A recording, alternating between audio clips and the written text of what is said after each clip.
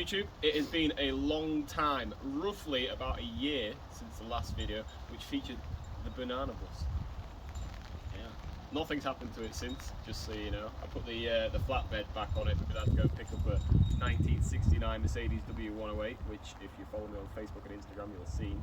That is currently tucked away out of the elements. And then I've since bought another project which is currently behind me. And then the main project is behind that one. It's getting an OM601 4-cylinder diesel, ironically the same engine that's in that van, onto a 6-speed Vito gearbox fitted to it. But since starting that project, I bought a house with my good lady, the current camera lady, and I don't have a workshop anymore, so that's put on hold for now until I get the workshop built. And then I went and bought this 1979 Lada Niva. Some of you might be thinking, Brian, why have you bought a rot box? Which I can appreciate because it is a rot box. But the reason is the year in the UK, old cars are very desirable for tax reasons. It's tax exempt, so that's why I bought it. And if you actually look underneath it, which we're about to, it's all fully rebuilt underneath. So it's actually worth what I paid for it, in my opinion, all day long. So we'll lift the bonnet up and take a look.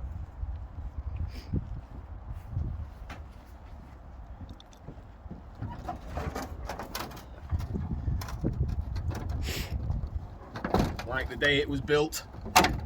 Right.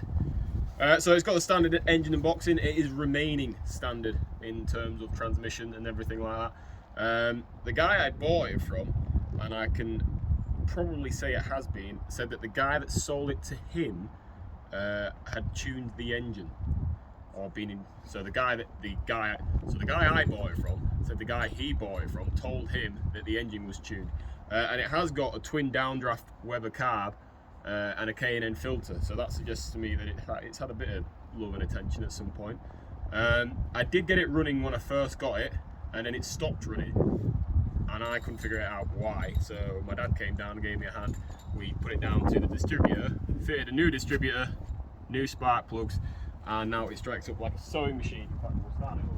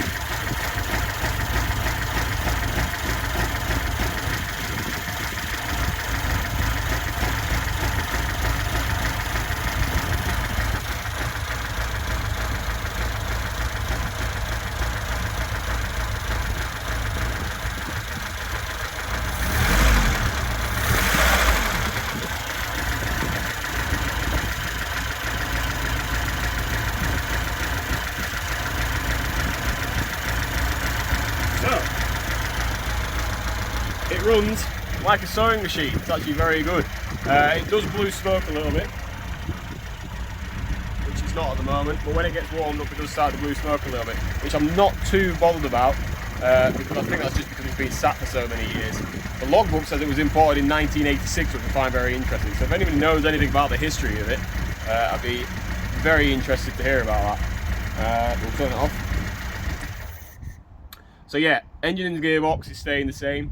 I think I'm going to put a reinforced axle in the back, as in a strut brace reinforced, so a truss over the top of it. It's going to have the tyres that are currently fitted to that one fitted on it, and then that's going to have more road style tyres fitted. And then all the body work that is done to the real beast from the east is going to be done to this. So it's going to have the 100mm cross member chop. It's going to have all the fender flares, the front cross member chop, all that sort of stuff. And I'm tempted, let me know what you guys think of this. I'm tempted to bobtail it, because the only thing I've never been happy about with the cream one is how long the back end looks once you do a cross member chop on the back end. That's the only thing I've never been keen on the cream one. It has got a roll cage fitted just a bolt together roll cage, but I'm not particularly fond of it because I can make a lot better. So that will be available at some point. If you follow me on Instagram, Facebook, Lada Niva UK Facebook page, that'll be put up for sale at some point. If you do want one, message me and I'll put it aside for you. It's got that horrible bucket seat. The bucket seat will be getting taken out. My dad's put aside some smart car seats, which are very nice seats actually. But I am tempted by some Cobra Daytonas. But the issue is, the last time I looked, a pair of those was about 600 quid. So my budget is a little bit tight. So it might just be the smart car seats for now. There's a lot of rot on the floor pans.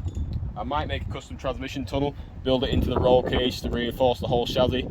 And then obviously I'm going to build a roll cage. I'm going to make custom sills for it, like similar to what's on the other one. But they're going to be like a Mark II version, a bit modified, improved. It came with some new doors, came with a new bonnet, came with all new wings, new front clip. The chassis rails do need welding up, but I've got the reinforcement panels for those, and I can also use some 2mm to weld up where it's rotten. I've got some trailing arm reinforcement brackets for them. Like I said, I'm going to truss the back axle. Got a half decent tailgate. That's repairable. Sometimes getting hard to find these now. It's got, like I say, a whole load of new panels. It's also got an early grille, which unfortunately has been butchered at one time or another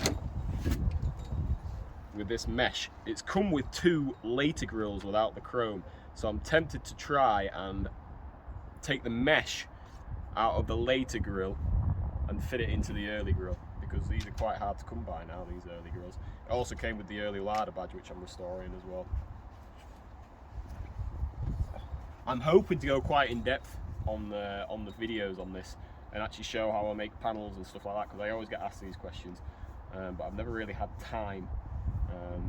So I'm hoping to go more in depth and explain how I do stuff like that. I mean, it's got rot, but none of the rot's anything that's horrifyingly bad. You know, nothing's making me think it's just a scrap machine. Not at this year anyway. It's too early to scrap this in the UK. And that's about it really for now. Like I say, if anybody knows anything about the history on this and why it was imported in 1986, that's what I'm intrigued by. When Lada Nivas in the UK was so common back then, why was a left-hand drive imported? And they were cheap as well, so yeah, I'm intrigued to know about that. And like I say, let me know what everybody thinks. Do I bobtail it? Either way, it's getting modified. I don't own cars and not modify them, so please don't say leave it completely standard, because it won't be staying completely standard, it will be getting modified. But do you think the bobtail, basically taking this point here and moving it to there, you know, I'll be taking 150mm out of the rear end and shortening it that much. Do you think that's a step too far, or do I do it? What do you reckon? Let me know. Thank you for watching. Cheers for now.